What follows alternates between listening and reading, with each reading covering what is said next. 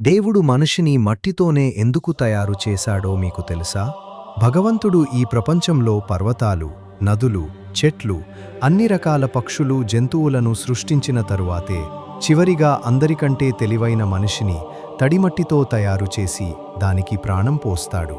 ఆ తరువాత భగవంతుడు దేవతలందరినీ తన సన్నిధికి పిలిచి, నా సృష్టిలన్నింటికెల్లా ఇది చాలా శక్తివంతమైనది.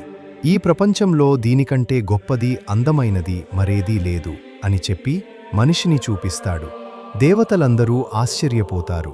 కానీ ఒక్క దేవుడు మాత్రం పరమాత్మ వైపు చూసి, మీ సృష్టి నిజంగానే అద్భుతంగా ఉంది. కానీ ఒక్క సందేహం, మీరు మనిషిని మట్టిలోనే ఎందుకు తయారు చేశారు? మీకు బంగారం, వెండి లేదా కనీసం ఇనుమైనా దొరకలేదా అని అడుగుతాడు. అప్పుడు దేవుడు, నువ్వు ఎప్పుడైనా బంగారంలోగాని, వెండిలోగాని లేదా ఇనుములోగాని ఏదైనా మొలకెత్తడం చూశావా? జీవం అనేది కేవలం మట్టిలో మాత్రమే పుడుతుంది.